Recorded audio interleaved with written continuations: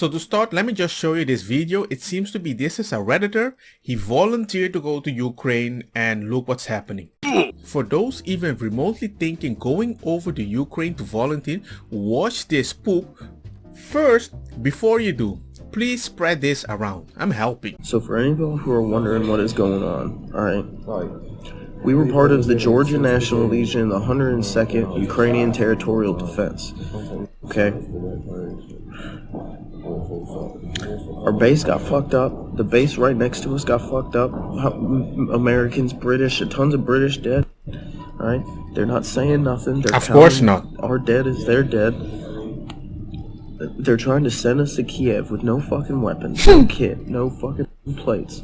The people who are lucky enough to get weapons are only getting magazines with like 10 fucking rounds, okay? When they wanted to send us to Kiev, we said no. Our whole group, a bunch of Americans, Canadians, British. So they told us we had to get the fuck out or they were going to shoot us in the back. Right? So me, this British guy, and another American, we fucking hid in the back of an ambulance to get out. We got to the border, and it was a whole nother mess. When you get to the border, anyone who has kit, anyone who has any military shit, they're fucking pulling you out of the line and they're sending you back to the front.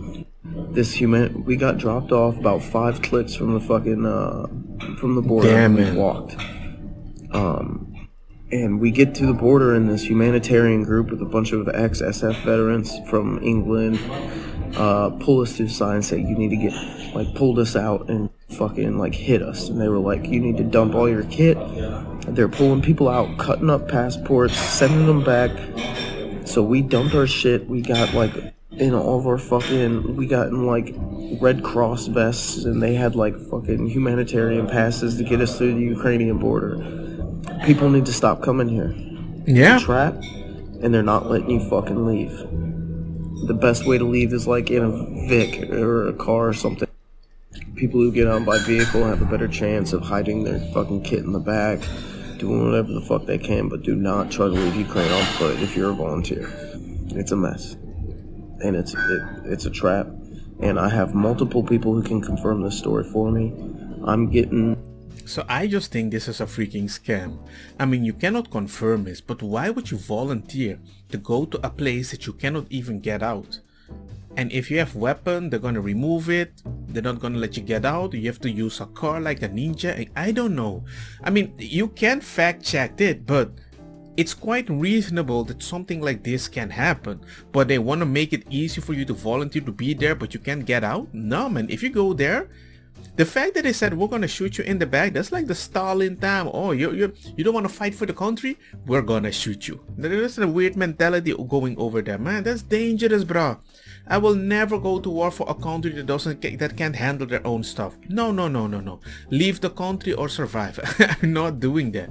This is the stupidity that and you're gonna send people from a different country. We're helping. We're USA, Canadian, the British people. We like sausage and beans. The U.S. State Department issued a warning to people just like you, warning of the significant risk there, the risk of capture or even death, and they said the U.S. is not in a position to provide assistance. As you hear that, what goes through your mind, and are you afraid at all? Yeah, so, yeah, there's like a part of me that's definitely doesn't want to get captured. I think that would probably be the worst thing. You know, death would be the worst for my family. For me personally, I don't know, death, it's kind of simple. And yeah, I knew what I was getting into. This is a war zone, and just as we're on the phone now, bombs are dropping around us outside, and nobody wants to get airstriked, but it would be a pretty quick way to go. My biggest thing is just, you know, my mother's already lost a child, so I don't want her to have to go through that again.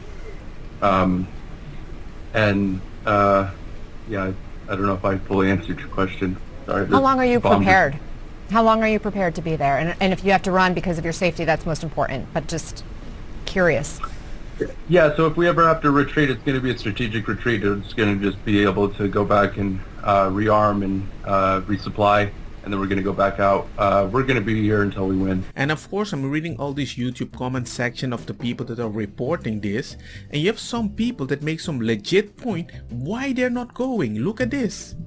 By sending volunteers to the front line, this accomplishes three things: give fodder to be sent, gives the press the propaganda they need, and remove the volunteers so they have no way they can ever volunteer again. This is a case of leave it to the professional. Ex-armed forces or special police that have undergone the advanced training will recognize propaganda and know to take their own kit, get a lie of the land, and most importantly, know they will be treated as deserters if they ran away. Please listen when I say do not go over there thinking this is a game. Even if you live, I would assume you will have really bad PTSD like myself. Losing your life or your mind isn't worth it. This isn't our war, people. Fighting is a butcher's yours and a very unhappy place to be in. I was very happy to get out. Some basic rules: don't die. If you want to live, don't volunteer for anything. And 3, don't stick your neck out for anyone. Learn how to become a ghost. Yeah man, sometimes you have to disappear in this land, man. Former military here, if you ever heard the term "no one is coming back," you're entering a non-permissive environment. How did that go for Americans in Afghanistan and those that are still there?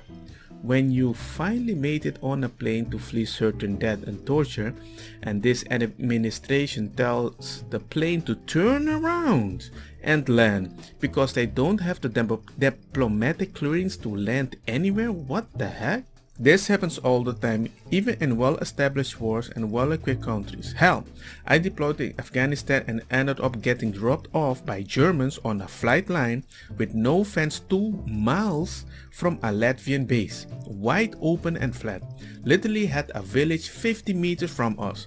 The only 2 people who had rounds were me and one of our snipers, because we were smart enough to keep them and took them from a range at our staging point. We kept getting told we'd get rounds. Yes, sure. I formed everyone into a circle of the airstrip away from the village with empty guns facing out, to scare them. We got down behind our rocks and boxes of equipment until the platoon sergeant called Layalese with the Latvian soldiers and organized their transportation. So 2 hours, if anyone had known this situation, we would have been rolled on hard. Let them go over there. These are kind of people who need a healthy dose of reality. Life isn't all about pronouns and rainbows. Yes. So even if you're gonna be like, you know what, these are just story people are talking, do you have at least a message from the people that were there and what we can really expect what's happening right now? Sure. Redditor goes to volunteer in Ukraine, quits after Russia blows up the training center in Yavoriv. Dude, I deleted all my posts because I don't go to Ukraine for the cloud. I asked the right question, deleted my post, actually bought a plane ticket and brought my ass over. I said in another comment that yes, it was 35 Ukrainians killed because their barracks got hit directly. The 180 bullshit is real Russian propaganda. If you think that I'm a Russian agent, you're just in denial and the situation is absolutely effed. Go ahead and join the Legion, by all means, but be very aware of how bad Kiev is going to get, and be aware that Russians have warplanes that you will have next to nothing. Be very acceptant of the possibility of death. Those of us who left, including SF operators from multiple countries, are simply risk mitigating. No one wants to die in an unfair fight, and after getting absolutely effed pummeled by massive cruise missiles today, yeah, I kind of want people to think twice before turning their life upside down to go and volunteer for moral points. So in the end, all I can say is there was even a comment, I couldn't find it actually again because I saw it on my phone. Some people, like the real people that know this danger and they can detect this propaganda, they were just teasing each other, making jokes. Are you gonna go? Are you gonna go? I'm gonna go. I'm gonna be mad. Ha ha ha ha. Like a fun people laughing on Discord because they know this. Don't believe the propaganda. Oh, we're sending soldiers. No, you're sending volunteers and they're gonna die and they're never gonna come back. And you know what? When you die, you're Ukrainian. Oh my god, so many Ukrainian died. Yes, I'm gonna go there. It's stupid. There's always an agenda. I never wanted to be that type of person. But the more I live and the older I get, I see a pattern, people, that all I can say is, you won't believe me now. But all the people that I should have believed are dead. and they're looking at me laughing and I'm gonna be like, who are you gonna blame now? I'm dead. Anyway, man, I just wanted to point this quickly. This world is freaking disgusting. Do you agree? Don't get me wrong, makosa kita bong. Put the fire na mi blonde kush hash purple skunk criollo colombici jam jam. Turloqueta verdeta welcome.